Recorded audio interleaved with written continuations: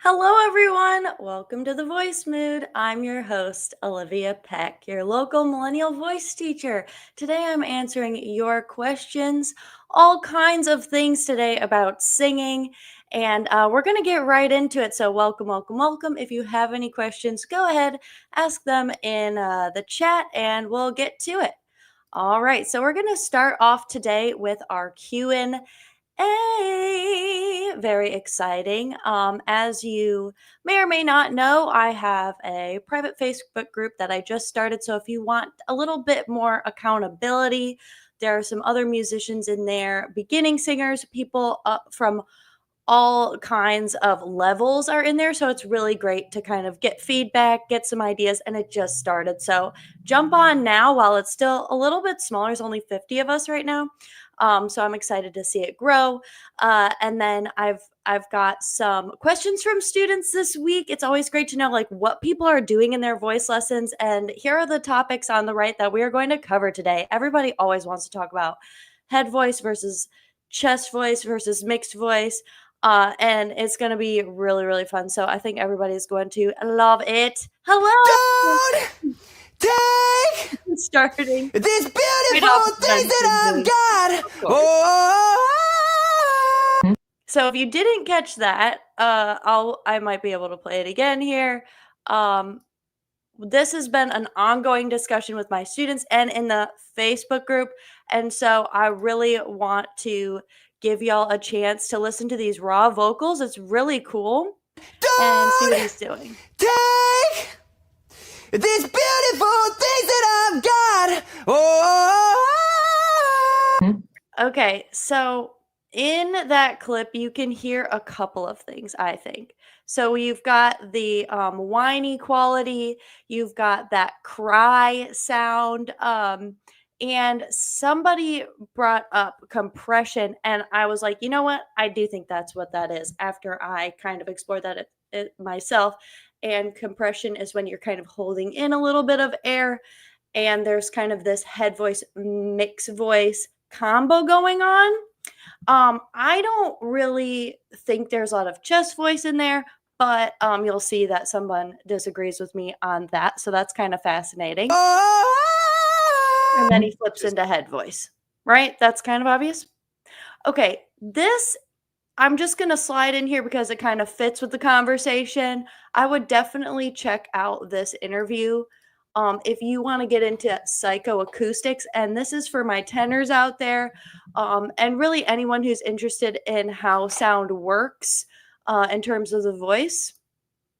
Let's see what he has to say. They're far enough apart. Instead, there'll be a pure quality to the sound. So he's talking about harmonics and how you have different harmonics going at the same time. Basically, you've got the main sound wave and then you've got overtones on top of it.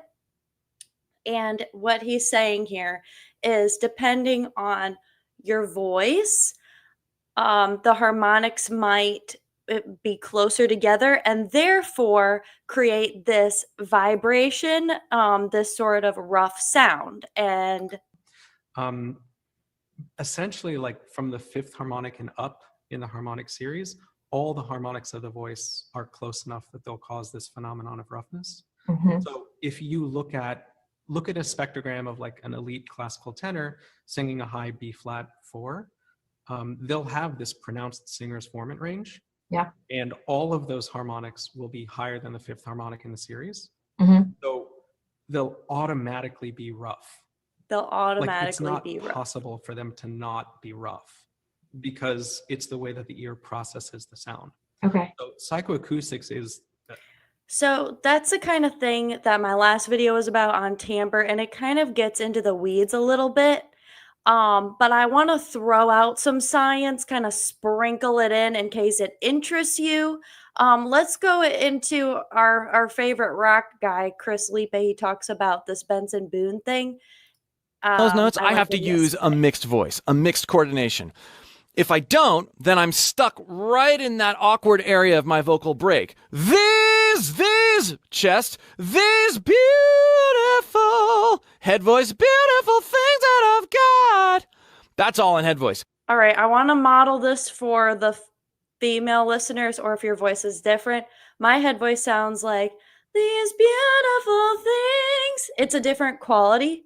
Mine is maybe a little warmer. His is a little bit more brassy, Chris Lipe's. But we're both singing in head voice. So that's something to like think about when you're like, what does my head voice sound like? Well, it might sound different than both of ours, you know, it's everybody's different. So that's something to keep in mind. And my chest voice sounds like this, whereas his sounds, you know, you heard his. That's what's natural for my voice. That's probably pretty close to what's natural with his voice also. But with this mixed coordination where, and he's doing it when he's singing lower. He gets that brighter, brasher sound, places it back a little. Okay, the whole concept of placing it back is a little confusing, but I will say to get that gritty tone for what Benson achieved, the nasality is really important. So I'm really glad he says this because adding that in makes a huge difference. And it's not to be forgotten about. So A little bit more nasal, and then he uses compression, holding back a little bit of air. As he leans into what would normally be his head voice. Beautiful things. Watch what happens when I do that. Beautiful things that I've. Okay, and so you can listen to this video's awesome. I can't recreate his sound because my voice is totally different. So I really need sometimes a guy perspective on, hey, how are y'all doing this? Because my voice is like totally different. It's much clearer. If I were to do the same exact thing and put it in my range, these beautiful, that's too low. These beautiful things that I've done. It's not the same at all. Like, and I push just too much and it will crack. But holding it in, holding in that air a little bit. These beautiful things that I've done. It comes in a little bit, but it's a totally different sound quality. But that's also a little bit more mixy. And I would say that Benson Boone has more head voice in that. Anyway, all right. We're also talking to some students this week about sounds that are popular. Okay, so if you notice on the screen, you'll see some common denominators with all of these singers is that soft quality that is really popular right now. Really popular, the soft, emotional singing. And it's not really about good or bad. It's just about, you know, if you are singing and you feel like your voice doesn't fit, like where do I fit into all of this? You might think about what's popular right now. But the truth of the matter is there's different types of voices all around the world making great music all the time. So don't get discouraged by what's popular right now because you know, you look at stars like Chapel Roan and people who break out and it's because they're different and because they embrace who they are. So that's just my little 2 cents on that. Moving on. Okay. So last thing about what we talked about in the studio this week, a lot of people really got into their vowels. Y'all, vowel work is going to change your life if you are completely oblivious to it in terms of singing because the vowels literally shape the instrument that you have. Your voice, your body's your instrument. So if you're making an E vowel, it's different than an O vowel. You can hear that. And this slide right here shows you what the tongue is doing for each vowel. And if you're like, okay, what is that backwards 3? Well, we have our own little vowel symbols in singing. There's so much to get into with this. I won't get into it right now, but I get a little bit more into it in the timbre video, so you can check that out. But definitely vowel work is something, if you're completely oblivious to it, jump in there and and see what you can learn about vowels. We're going to get into our questions of the week. I've got Ailey, and she says, thank you so much for mentioning acid reflux in last week's live. It honestly has really affected my voice as it makes me so dry. Ironically, though, getting back into singing is helping my stress, and that means acid reflux is improving. Woohoo! So helpful you acknowledge these factors, though. Y'all, when I was first starting to sing, I lived in Michigan. I definitely had chronic colds and laryngitis. It was so dry, but kind of the way that we dealt with it in my vocal studios was always like push through it, just drink more water. And I really like to acknowledge the physical factors that are going on with your voice so you don't feel quite so isolated and like it's all your fault. Some people are dealing with, like I mentioned last week, hormonal changes or some other physical challenges, health challenges, and that's definitely going to affect your voice, and it might affect your mental health too. And it doesn't mean to quit, but it does mean like when you sing, you have to factor that in. And I wish back when I was getting laryngitis all the time that I was a little more gentle with my voice and took care of it in a better way so that I didn't trigger it into being so dry all the time. You know what I mean? Like everybody kind of has their own thing going on with that. All right, so moving right along, that was such a nice comment. Let's see. So we had, I'm a soprano. I have a hard time hitting lower notes. Do you have any tips for that? So here's the thing. It's one thing to expand your higher range. It's another thing to expand your lower range. I would say expanding into higher notes is actually a little bit easier sometimes, is a little bit more manageable. In terms of low notes, you could try just putting it in your speaking voice and see if you can hit those low notes when you're nice and relaxed and your speaking voice kind of throwing those notes away. But chances are your physicality might limit you more with low notes. So what I would recommend to a singer who their voice sits high and they want to reach lower notes, to actually move the song. Move the song in a key that fits your voice a little bit better. That may be your only solution, depending on how low the song is. And I recommend that if you are trying to hit lower notes than you can. There's kind of less options for that. So anyways, we're going to go to the next question here. At Rock Angel Harpist, how to get chest voice and mixed voice.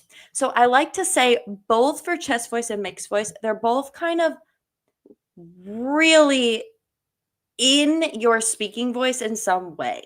So I would say your chest voice is your low, relaxed speaking voice, and your mixed voice is your excited speaking voice. So if I were to go like, hey, how's it going? Hey, how's it going? That's my chest voice. If I were to go, oh, hi, like so excited, that's my mixed voice. So that's the way that I explain it. Mixed voice is a lot less loud, a lot less pressure. It's a lot more flexible, and chest voice is heavier and it takes a little bit more air and you can't move it up very high. But I actually have sort of a fun example for this, and I think that y'all will like it. But first, I do have another question: how to find head voice. Please, lots of people really want to find head voice, and if you can't find it, I recommend you do, because it's a part of your voice that you're going to want to have access to for a variety of reasons. But I told at Akusora to make the ooh, ooh, hooting owl sound.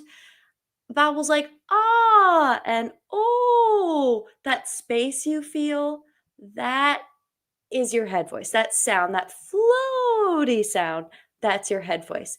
But there is another way that you can find this, okay? And that's by imitating certain characters. Now, if you want to warm up this 4-minute warm up, I do the whole thing in my head voice, okay? Yeah. Okay. So thank you so much for saying that, Justin. Trying out the different vowels for belting and head voice has been very helpful to find the natural power in singing. I really wish I could just blast this out to the masses because it's really true, and I really appreciate you bringing that up because y'all, I'm telling you, if you can master your vowels, if you can figure out E brings out my mixed voice and ah brings out my head voice. And it's different for everyone because we all have a different baseline. Then you can really use those vowels like singing on an E, I automatically found my mix with E vowel, and now I'm going to sing it in that E placement. Somewhere over the rainbow. Don't know if those were the right notes, but that's the idea. And you can do the same thing with O. I want a darker sound. I know O's darker. Ooh. I don't know why I'm singing it in this low tone, but you get the idea. It totally changed my timbre, and it gave me access to a different voice by using my vowels. And it's really interesting because some people, I think ah is their most open vowel, but it's not, that kind of thing. But yeah, if you want to do a vocal warm up in your head voice, try this one, the 4-minute vocal warm up, and kind of use my voice as a reference because I sing the whole thing in my head voice. If that is helpful for you, as like sort of a guide, but this like is one thing you can do. Okay, so I am a absolutely huge Nintendo Mario Kart person. And Yoshi is my favorite character, but we will deal with this here. We don't have Yoshi in this. But if you think of like Peach and Mario's voice, they use head voice probably the most. Peach. Woohoo! Okay. Luigi he was the closest I could really find. But if you think of wow, that's sort of a mixy sound, especially if you move it up higher. Wow. Okay. Chest voice. Wario. Think of that like low. Honestly, I forgot what his voice sounded like because I don't care about Wario. I think he's very rude. But here we are using him to show us chest voice. So let me know if you guys want me to make a whole video on that. And I will. Okay, at Octave7304, let's see what you got. Thank you for talking about the hiss. This was with the sing with vibrato. But I have not made a connection to the hiss and learning to sing because is the hiss voiced? I currently guess it's not voiced. And y'all keep asking questions like this in the comments if you're watching. And if you join later, that's fine too. Just have to give little reminders as we go in case people pop in. Anywho, yeah, the hiss sound. I will do like an example in this sing with vibrato video where you breathe in for 4, hold for 4, hiss for 8. And you hold that hiss to really control your breath. Breath control your breath, however you want to say it. But the point is you're making some sort of sound with your breath. Now, it's not a direct correlation to singing because with singing, you're using the vibration of your vocal folds and there's a lot more factors involved, like your placement and all that jazz. So I would say if you were to do like a Z sound, like zzz, that would be a little bit more voiced. You could do that. But the hiss is just to get in touch with your breath. Because some people, they can only hiss for like 8 seconds and then they're like, oh, it was really hard. So you want to do more than that. And so if you're able to kind of build it up a little bit, you'll realize, oh, I just forget to use it. That's really what it is. It's the most basic exercise you can do to get in touch with your breath. It's not really more in depth than that, I would say. But if you wanted to do like Cheryl Porter's, she does like all kinds of workout, like vocal workout videos. They're awesome. So I highly suggest that. Okay, at a villain era, loved this video. This was the last one about timbre. I really pushed this video because I think it's informative, but for me, and I'm sure for many others, really love video explaining in-depth vocal dynamics and how to incorporate them into singing practice and into songs. I looked and didn't see a video on this, so if I'm wrong, I'm sorry. Thanks so much.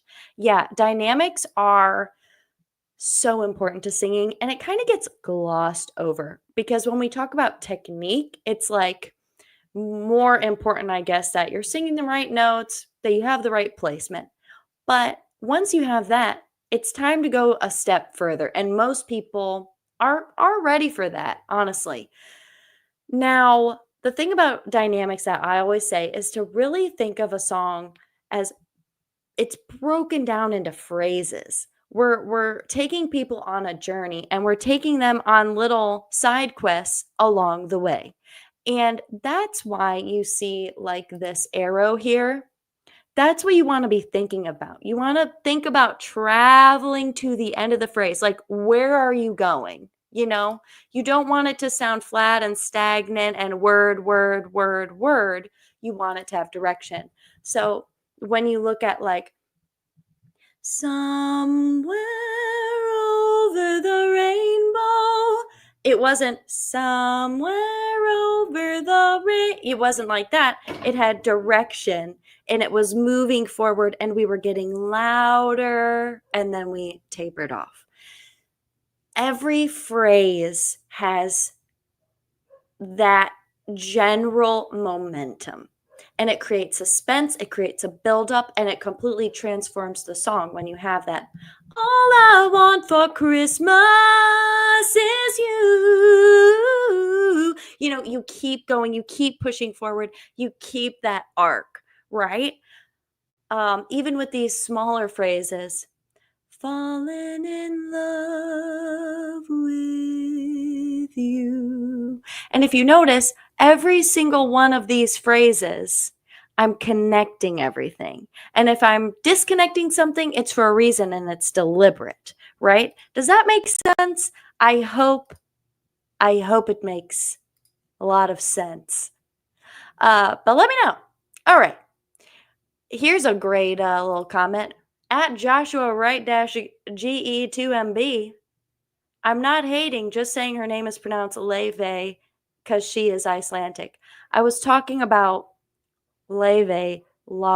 Some of you know her as Laufey, but her name is not pronounced the way a lot of people say it. Let's take a How often trip. do people mispronounce your name? I would say most of the time, but I totally expect it. Like, it's a very, it's a common Icelandic female name, actually. But, it's two vowels that just don't exist in English. So, like, in true, like, clean Icelandic, it's pronounced Laufey. When she says Laufey and how, like, tall that is, it made me realize, oh my gosh. And he says, oh, I can't even make that sound. And that she's like, yeah, basically, like, it's hard for a lot of Americans to say because we don't really have a vowel like that. And I was talking to a student, she's like, oh, it's Laufey. And it's like we're kind of both trying to say it, So she's very understanding and everything. But I was just saying that her accent, her Icelandic accent, might be informing her singing a little bit.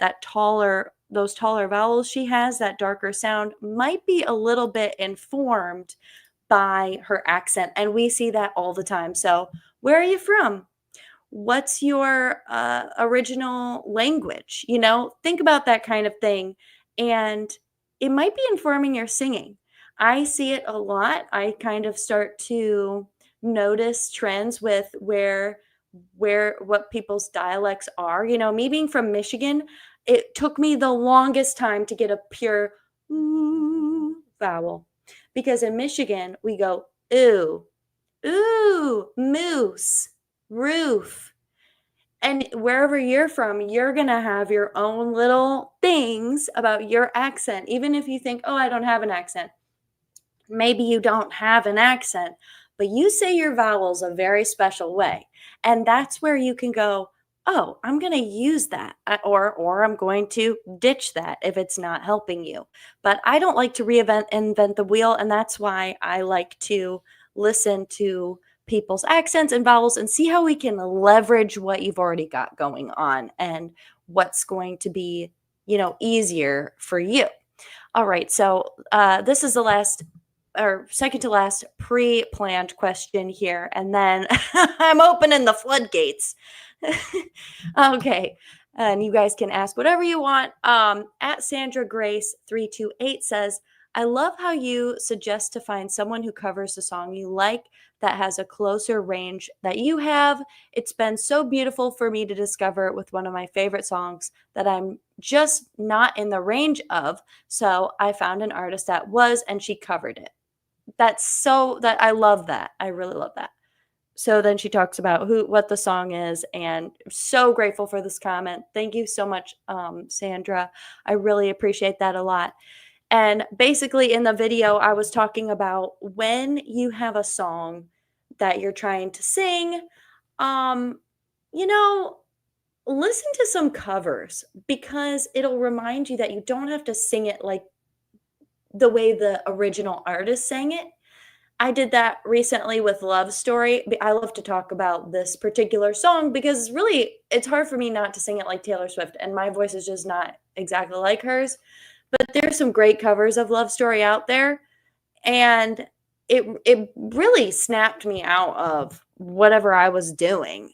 So it really helps to kind of get a fresh perspective, I guess, on technique, how they're doing it, what did they do, what are the choices they made, that sort of thing. So yeah. But I had one more question pre-planned. At Terrell says, how do you know that you're actually supporting your breath? Is your goal to expand your stomach and slowly exhale the amount of air needed for the line you're singing? So what Terrell is talking about is something that I kind of will bring up a lot. I'll say, okay, you're going to get a nice natural breath and you're going to sing the phrase, falling in love with you. And you're going to slowly release that air a little at a time. And I like to say, it's like there's a string on the inside of your belly button and you're pulling that string towards your spine. And let me know in the comments if this is what y'all do. What do you guys do for breathing? Because this is very different for a lot of singers. But I think that slow release is the way to think about it. That's the way to think about the execution of it, yes. However, what does it mean to have a supported sound, though? It's going to change throughout your range. When I'm in my lower range, and for most people in their lower range, they need a little bit more air for whatever reason. It's a little bit, I guess the vibration is a little slower because it's a lower note, it's a lower frequency. These are the reasons behind the amount of air you need. And then in mixed voice, since that sound is so delicate, if you use too much air, yes, you want to be supported. You want to use your air. You want to be connected to it, but you don't need a lot of it. And I think that's where I try to just say, yes, be connected to your air. Always be in motion. Be flexible with the air. It's always moving with you. It's always helping you taper the phrases and get louder.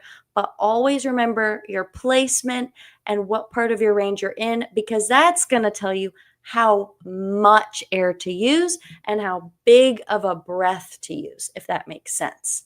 But let me know what y'all think of that, because breath is a huge discussion. It's a huge thing to talk about. And it's certainly controversial among teachers. Boy, is it controversial. All right, I'm opening the floor. So if you have a question, comment, grievance, let me know. I want to know what y'all are thinking out there. You know, we started off talking about lessons, and that's what I do all day. I'll teach singing lessons, except for today. Today I did do a commercial, and that is why I might look very tired, because it was a 6:15 a.m. shoot. I'm feeling it.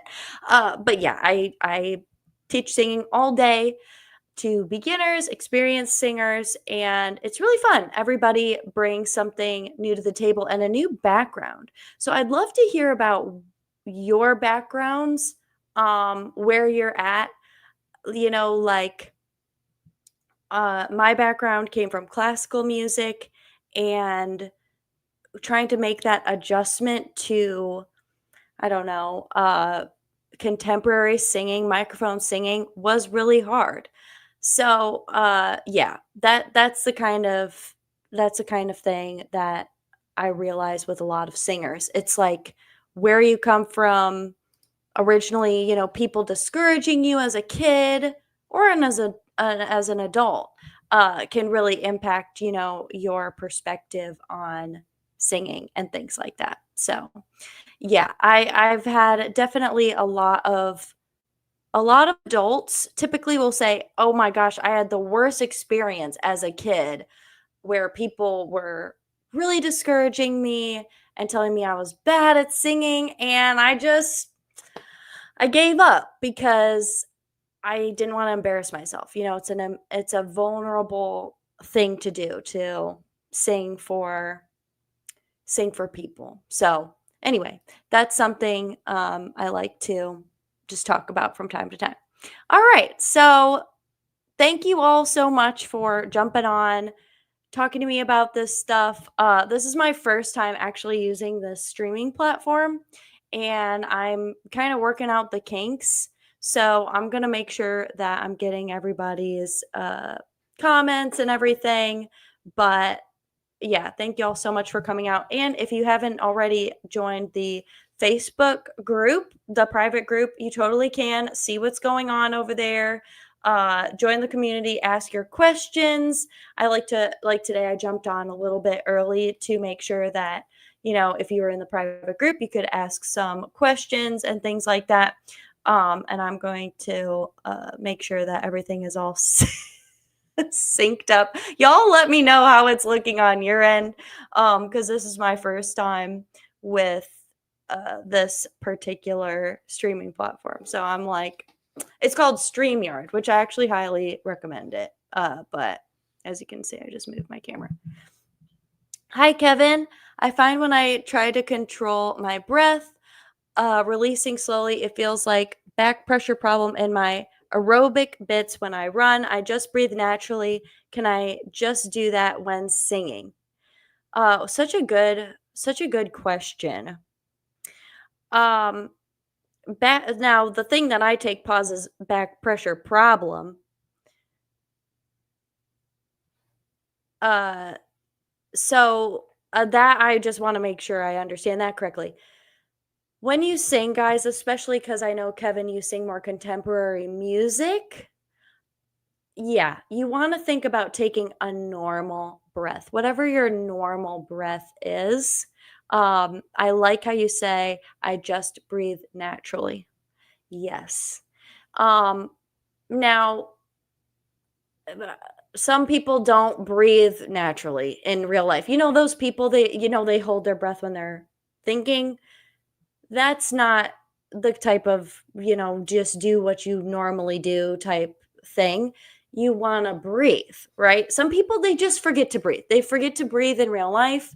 They might breathe too much in real life. A lot of singers overbreathe. A lot of singers underbreathe. But the key word that you said is naturally, as long as naturally means you're breathing consistently, your breaths aren't huge, and they're also not too small. They're silent breaths, meaning they go in and you don't hear them go in. So, okay, so it feels like I'm trapping a large breath in. That might mean you're taking too big of a breath, because if you're trapping it in, that means your breath's going in and you feel like you have to hold it in for some reason because maybe it's too big.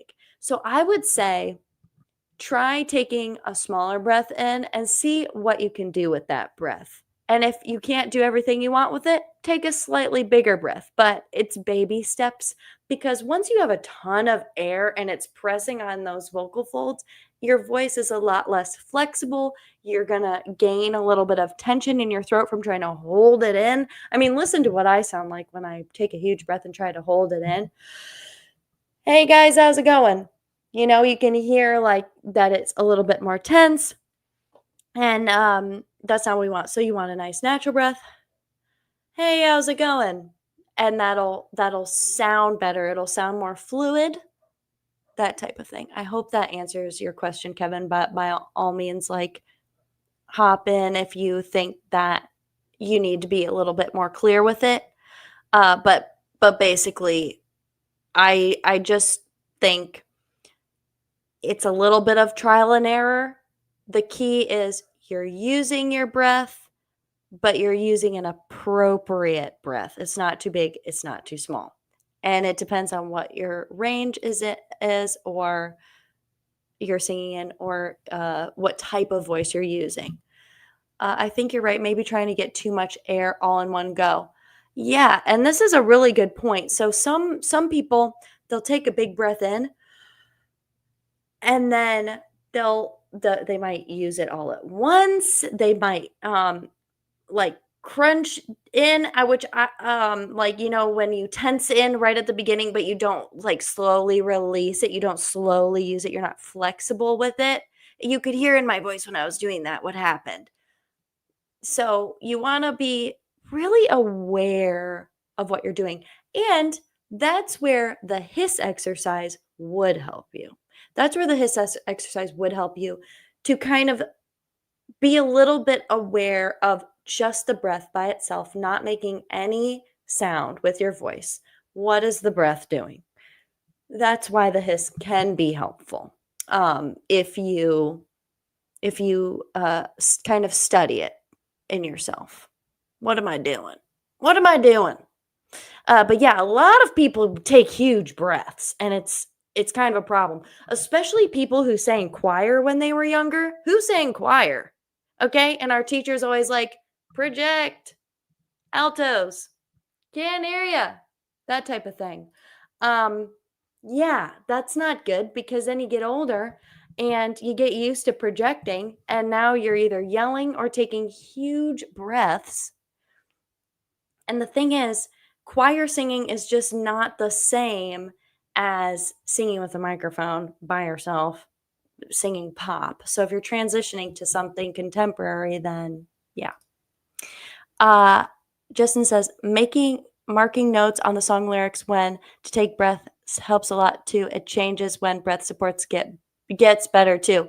This I always bring this up, and I'm so glad he brought this up. Oh my gosh.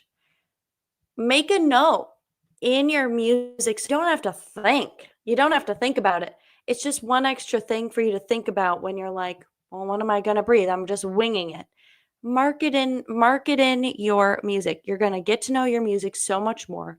You're going to find out where the problem spots are in terms of your breathing. It's going to give your song more direction, your phrases more direction. You're going to learn how big of a breath you need for this type of singing. And guys, once you do what he's talking about, making notes in your songs, you can take that and go, oh yeah, in that other song, I took a breath before the high part, and this was the size of breath. So you can kind of copy and paste what you did in another song. You know what I'm saying? You start to make certain things habits, and you learn your voice, and you learn what kind of breath works best for you. So definitely mark it in. And if I have to, I'll show you guys what it looks like to make a breath mark. I have some songs right here. Okay, so if I'm like going to get my little pencil, and I'm doing Stop This Train by John Mayer, one of my favorites, and I want to mark my breath in. Let's see. No, I'm not colorblind. I know the world is black and white. Maybe I breathe after that. Whatever. All right. That would be a place to breathe. It's like the end of a phrase.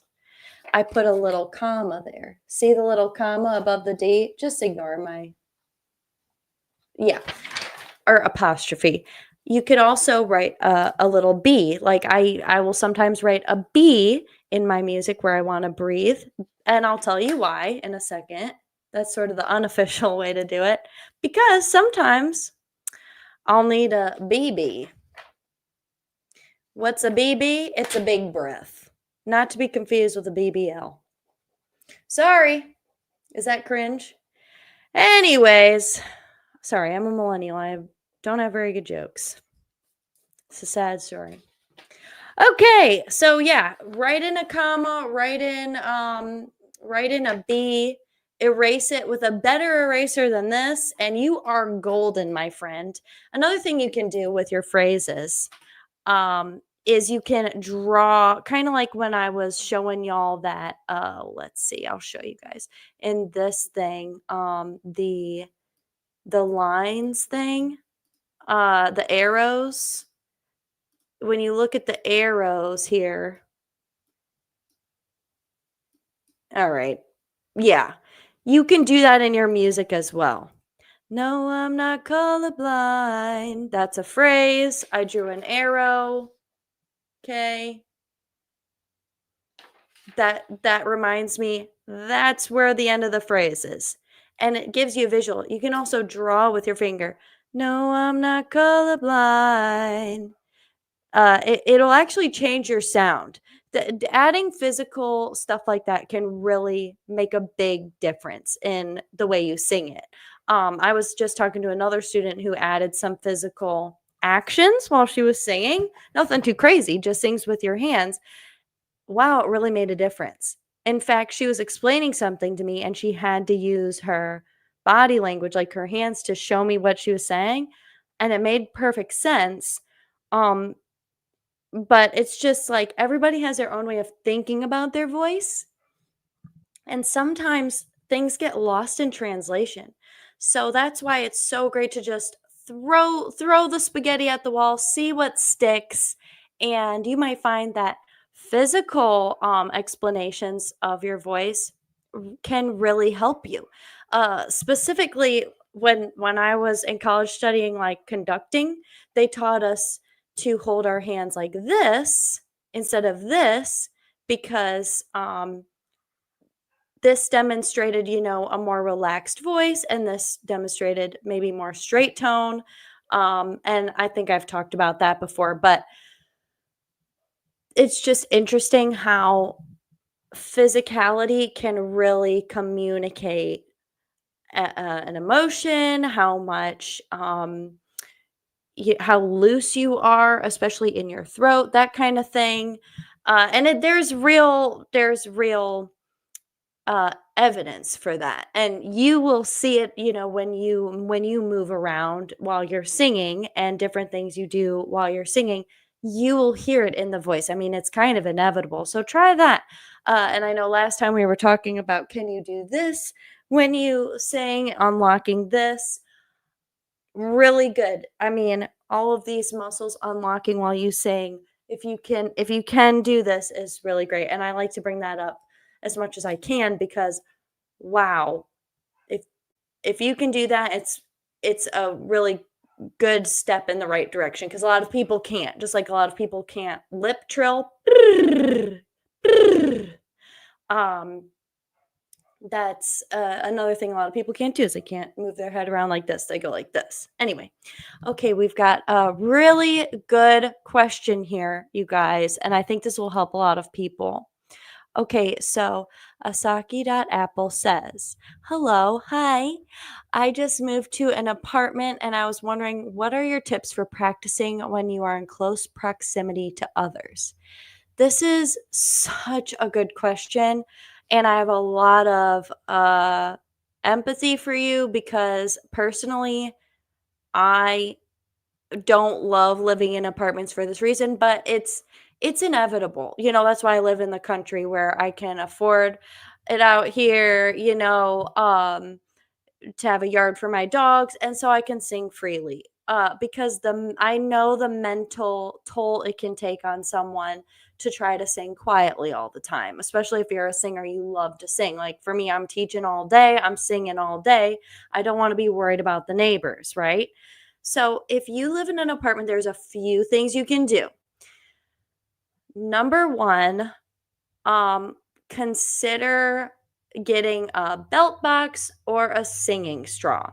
If you look in the description, I have some links in there for, like, if you go to my website, I have a bunch of like products that I like stand by, like thumbs up. But you don't have to get those. You can also use a regular straw, okay? Because it's quiet and it's good for your voice to sing with a straw. Now, my other question would be, and the belt box is similar. You can sing in the box, okay? That's one option. Another option is singing in the car. Okay, if you're singing in the car, there's just one caveat, and that is you want to make sure that you're not over singing. If it's feeling tense, that's probably because the car is very dead. There's a lot of road noise. You might be listening to music at the same time. You can't hear yourself, so you might be over singing. So be careful of that. Singing in the shower is not so bad because you've got the sound of the shower. You're not thinking so much about if people can hear you. Now, I do want to point this out to y'all. I had a major singing breakthrough during lockdown because of this reason, that I didn't want anyone to hear me sing. Okay. Yeah. Love the car suggestion. Most people think it's bad posture. Yeah, to sit. Well, if it's your only place where you feel safe to sing, then I am not against it. You just want to be careful, but I mean, yeah, go for it. My major breakthrough during lockdown with my voice was I, like many people, was still, even after singing for a billion years, was over singing. I was still over singing. Here's the beauty of singing contemporary music. Anything that requires a microphone, it doesn't have to be loud. And because at the time during lockdown, I was with roommates, I was learning how to actually sing in a healthy way quietly, like not blasting, just singing quietly. Da, da, da, da, da. And it forever changed my technique because I realized I didn't have to sing that loud. And I hope the people who need to hear that, because you know what it did? It worked wonders for my mixed voice, because I realized the only way I was going to get that clear, belty quality was by bringing it down, bringing it way down and not pushing so much, not projecting so much. So I hope that living in an apartment is that breakthrough for you. But if it's not real, you might have to plan a little more. You might have to find that place, even if it's outdoors in a park. You might have to find your place. Some people are louder singers naturally. So I don't want to say, oh, well, I figured out that I just can sing really quietly. It's great. Yeah, that's not the case for everyone. Some people are loud. I especially, like, I bring up tenors a lot because as a soprano, my voice is very different from a tenor, and I know that. Sometimes you're just loud. And there's nothing wrong with that. And the only thing is, you just want to be careful. You just want to make sure you're not pushing. Most people, though, they do push. If you love to sing, you're going to push. I mean, come on, we're having fun. And you might have a little too much fun. Okay. These are great questions, you guys. And I really appreciate y'all so much for asking them. Yeah, it's been really good to hear y'all be so curious about vowels and breathing, especially because those are like the top two things that I find people really need help with, and that they might be getting wrong. Also, sorry if you can hear my dogs. They're very jealous that I'm talking to you guys right now. And they're barking. So, yeah. Yeah, very good questions. Very, very good questions. Yeah. So anyways, anything, so we're going to wrap it up probably soon-ish, but I want to hear what y'all's thoughts are. Looks like we've got a belt, but I haven't heard of the belt box. Also, the reminder that microphones are doing the heavy lifting is so true. Well, I am really glad that resonates with you because yeah, it does make a really big difference if you don't think about that. I mean, see what happens when like you're just humming and you transition to singing and your singing volume, if you're singing contemporary music, is typically like at a speaking volume. So if it's louder than that, ask yourself, does it need to be louder? Like, can I physically not make the sound? That kind of thing. If I don't raise the volume, that kind of thing. So, yeah, and the belt box is really cool.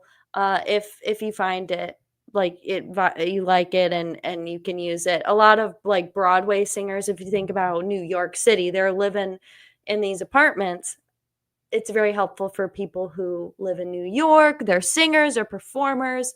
And it also works as an SOVT exercise, a semi-occluded vocal tract exercise, because of that back pressure it creates by covering your mouth. But I did have a student recently say it really helped him. So I definitely stand by it. And I know a lot of professionals use their belt boxes. So definitely think about that. And if y'all definitely let me know in the comments if volume control is something you're curious about. That kind of goes along with dynamics. So I'll have to make a video about dynamics soon.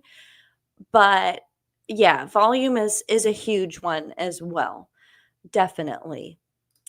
And that's why those semi-occluded vocal tract exercises are really great because they're so gentle. And if you're not used to gentle singing, then lip trills, humming,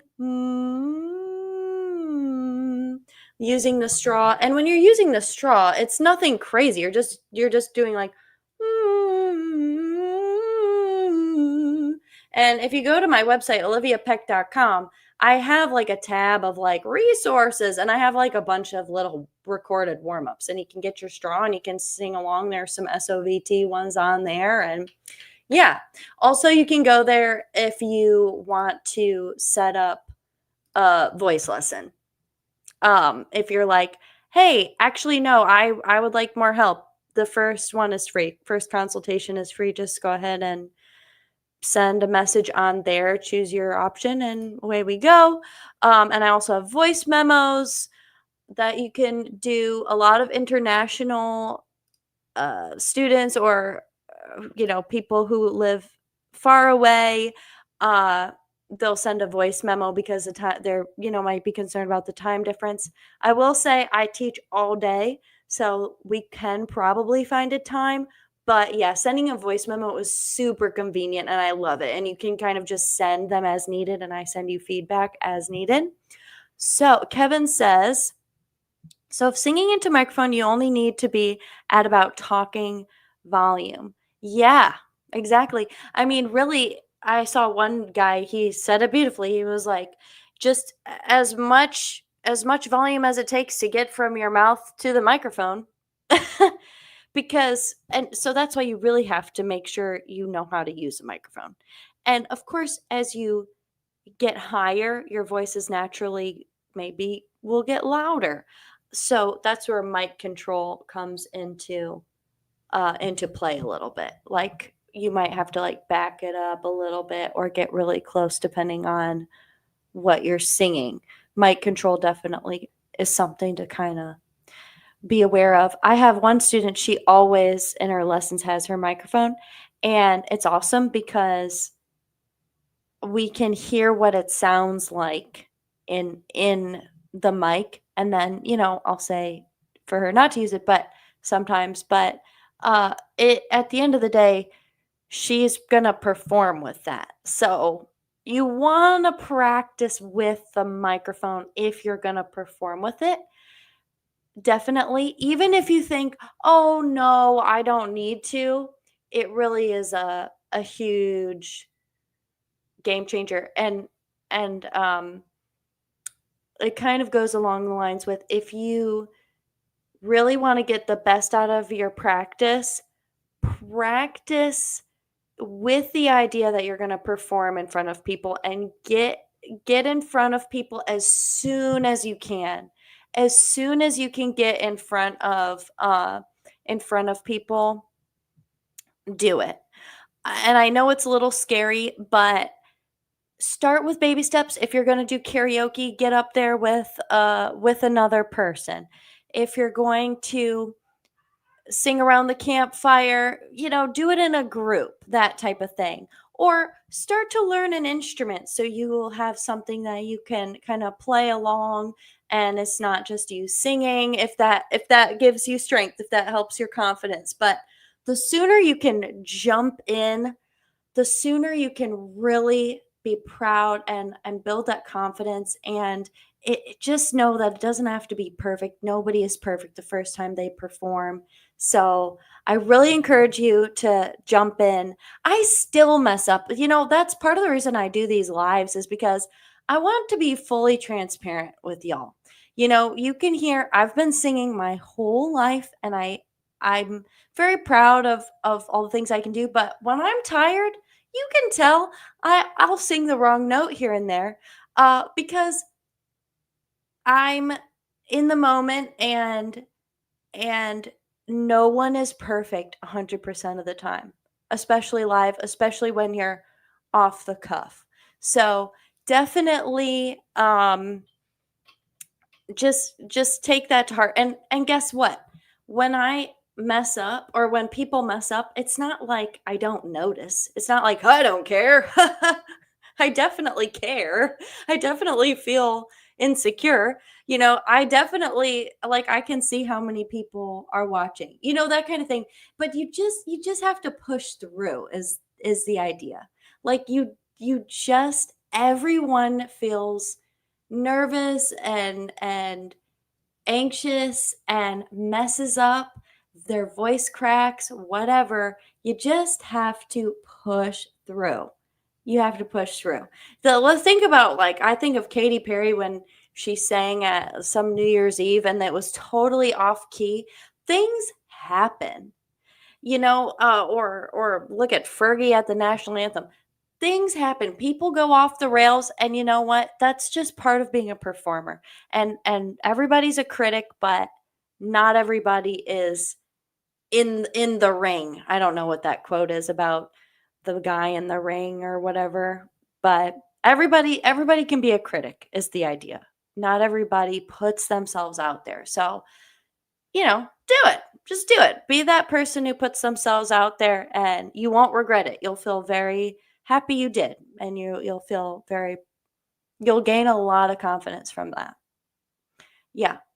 But I really like how there was something I heard recently that was like, if you fail, just fail quickly. Fail quickly. Move on to the next thing. Don't stay in, oh, that was so bad.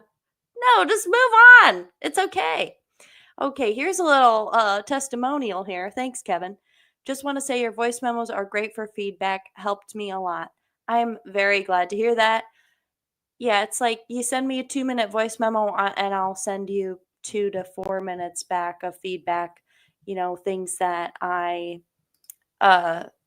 I'll really cut to the chase, and I'll be like, so I really think if you try this, whether it's, breathing, or your vowels, or your phrasing, or your placement, or your volume, or you name it, I'll try to figure out what's going to help you the most right now. Like, what's the first step? And then I give you tools to execute that. So it might be an exercise. It might, hey, try this on a staccato, try a little more legato, sing it on this vowel. How is this vowel for you? Sometimes I'll go, hey, I need a little more information. Can you send me an email back too about, what's going on with this?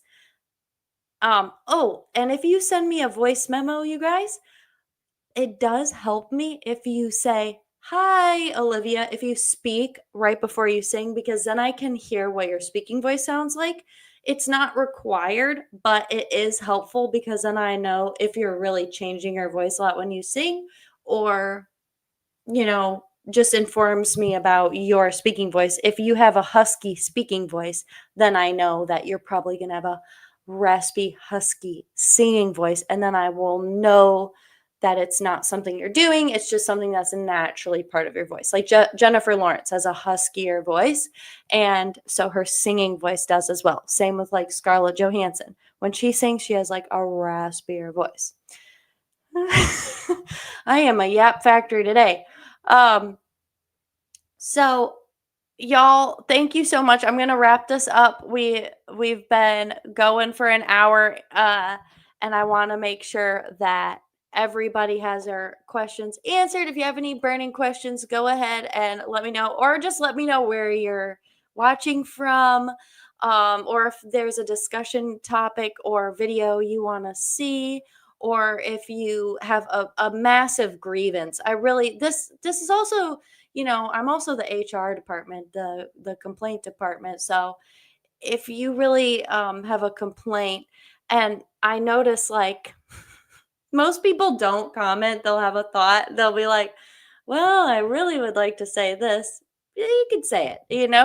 I love to hear all kinds of things that go through your head. With singing, I have a very open mind, because we do weird stuff all day to bring out our voice and to explore our voice. So there's no question that's dumb or weird or doesn't make sense to me. Or if it's just about like performing in general, there's so much to talk about. So that's why I'm here every Thursday. All right. Well, I'll give it a couple seconds, then I'll be out of here. But I really appreciate y'all's questions. And if you missed the beginning of this, be sure to check out some of the questions from this week. They were really good ones. And if you're not sure what to explore next, I definitely recommend the timbre video. And it has timestamps in it. So if you really want to get to a specific part about timbre, what does my voice sound like, about vowels, then I would definitely check out that video, and I'll definitely link it in the timestamps when I get to that after this. But thank y'all for watching, and thank you so much, Octaves. Always a pleasure talking with you guys. So have a great night. Bye.